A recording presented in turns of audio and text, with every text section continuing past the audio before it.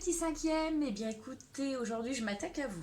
Donc je suis pas au même rythme entre le groupe FG et le groupe F, ce qui n'est absolument pas grave parce que là du coup on va tous repartir à zéro. Je vais juste faire une vidéo supplémentaire à côté pour le groupe FG pour toute la correction et les explications nécessaires à l'activité 2.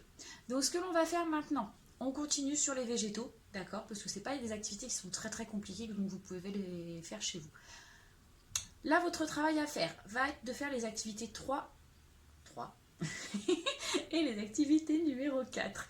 Les deux, pareil, ne sont pas bien compliquées. Donc l'activité 2, on avait vu, l'activité 1 nous avait permis de voir que les végétaux, leur but était de produire, comme tout être vivant, de l'énergie, énergie qui va être sous forme de matière organique. L'activité 2 permettait de voir quels étaient les besoins des végétaux qui permettaient cette production. C'était donc d'avoir du dioxyde de carbone, de l'eau avec des minéraux et la lumière du soleil. Jusque-là, rien de fou, normalement c'est des rappels de primaire.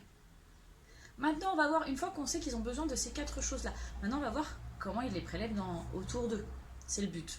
D'accord? Donc, d'où ça vient, comment ils les prélèvent, etc. Ensuite, une fois qu'on a vu comment c'est prélevé, on va voir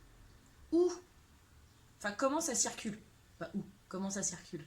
Nous, on avait vu que pour l'être humain, on avait vu que nos besoins étaient alimentaires et respiratoires, que l'alimentation nous était apportée, du coup, des nutriments nous étaient apportés par l'alimentation et que l'air était apporté par la respiration.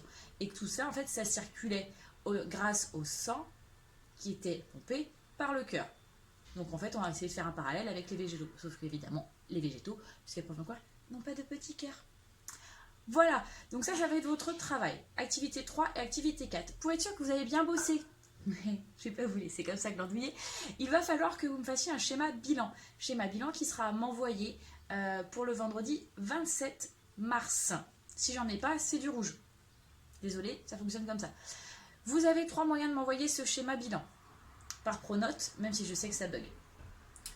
Par mon adresse mail pro natacha.lermite@nantes.fr avec une majuscule AN et une majuscule AL.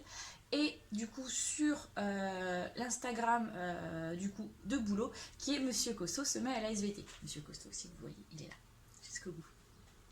Voilà, bon écoutez, vous n'hésitez pas à revenir si vous avez des questions ou des interrogations ou si vous ne comprenez rien de ce que je vous ai dit. Mais ça, je pense que j'ai été à peu près claire, d'où le but des vidéos. Je vous souhaite de bien travailler et du courage pour supporter ce confinement. Salut mes grands!